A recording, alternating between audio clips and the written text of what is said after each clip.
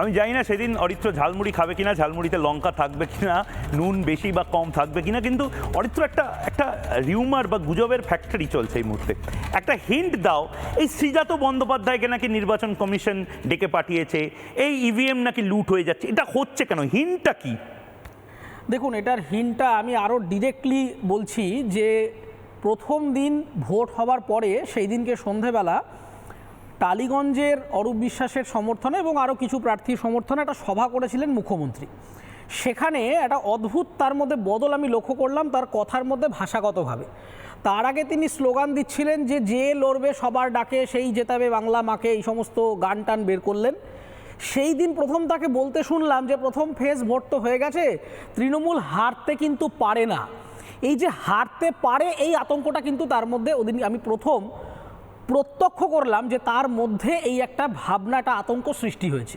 এর আগে তিনি বলতেন আমি জিতেছি, বাংলা জিতবে, অমুক তসু হেনতানো বলতেন। এইবার প্রথম বলল তৃণমূল হারতে পারে না। এবার দেখুন, হিন্দু ভোট যে কনসলিডেটেড হয়েছে এটা তো একটা গুরুত্বপূর্ণ অ্যাসপেক্ট, এবং এই বছর ভোটে আরও একটা গুরুত্বপূর্ণ অ্যাসপেক্ট হচ্ছে যে মহিলা ভোটাররা পুরুষ ভোটারদের থেকে বেশি সংখ্যায় ভোট দিয়েছেন এবং সেটা অনেকটা বেশি ভোট দিয়েছেন। এই জেন্ডার ডায়নামিক্সটা কিন্তু আমরা মিস করে যাচ্ছি। এবং আমরা এবার একটা ইন্টারেস্টিং জিনিস লক্ষ্য করছি যে এসআইআরটা হওয়ার ফলে মানুষের মধ্যে এই নির্বাচনী প্রক্রিয়ায় অংশগ্রহণ করার গুরুত্বটা এতটাই বেড়েছে যে মানুষজন ভোটার স্লিপটারও একটা ফটোকপি করে রাখছেন, যে তিনি মনে করছেন যে আমি যে ভারত রাষ্ট্রের নাগরিক, আমি গণতান্ত্রিক অধিকারটা প্রয়োগ করলাম। ভোটদান মানে একটা ছুটির দিন বা মাংস ভাত খাওয়ার দিন শুধু নয়, এটা যে একটা গুরুত্বপূর্ণ দিন তার জন্যই ফটোকপি করে রেখে দিচ্ছে যে আমার ওই কার্ডটা শুধু একটা কার্ড না, ওটা আমার একটা অধিকার। এই অধিকার বোধটা এই বছর ভোটে জাগরিত হয়েছে।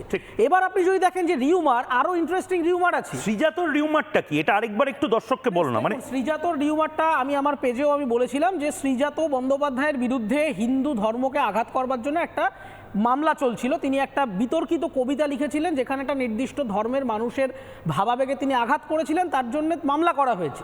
সেই মামলায় তিনি দিনের পর দিন অ্যাপিয়ার করেননি, তাই তাকে চ্যাংদোলা করে নিয়ে যেতে বলেছে। এটা যে কোনো ক্রিমিনাল কেসে খুব মামুলি বিষয়, কিন্তু আপনি দেখুন সেটাকে এমনভাবে এমন সময় উপস্থাপনা করা হলো, অথচ এই এক্সিকিউশনটা অর্ডারটা কিন্তু কোর্ট অনেক দিন আগেই দিয়ে দিয়েছে, কিন্তু বলা হলো ঠিক ভোটের কিছু ঘন্টা কয়েকটা দিন আগে, যাতে মানুষের কাছে এটা তৈরি হয়। এবং এই যে ইভিএম নিয়ে আমি কনক্লুডিং রিমার্ক এটাই বলবো যে দেখুন, যারা গ্রাউন্ডে আছেন তৃণমূল কংগ্রেস কিন্তু চাইবে দুদিকে আপনাদের ফাঁদে ফেলতে। এক, যাতে আপনারা ওভার কনফিডেন্ট হয়ে যান, আর দুই, যাতে আপনাদের কনফিডেন্স লুজ হয়ে যায়। তার কারণ তারা এও বলার চেষ্টা করছে এরকমও নাকি ইভিএমে হতে পারে যে আপনি দিলেন ধরুন তৃণমূলকে, দেখালো তৃণমূল, অথচ ভোট নাকি পরে বিজেপিতে। এই সমস্ত কিন্তু আজগুবি কথাবার্তা, এই সমস্ত হয় না। আমাদের যারা দ্বিতীয় দফার ভোটে যারা ভোটার আছেন তাদেরকে নিশ্চিন্তভাবে অকুত ভয়ে তারা ভোট দিতে আসুন। ইভিএম সংক্রান্ত এই এআই দিয়ে বদলে যাচ্ছে, ওর মধ্যে ইন্টারনেট দিয়ে কারচুপি হচ্ছে, এই ধরনের বিভিন্ন গুজব আইটি সেল রটাচ্ছে। আপনারা ভোটটা দিন, নিজের ভোট নিজে দিন। নানা ধরনের কন্টেন্ট দেখার জন্য লাইক করুন, শেয়ার করুন আমাদের ফেসবুক পেজ, সাবস্ক্রাইব করুন আমাদের ইউটিউব চ্যানেল। পাশাপাশি অন্যান্য ব্রেকিং নিউজের জন্য অবশ্যই চোখ রাখুন রিপাবলিক বাংলায়।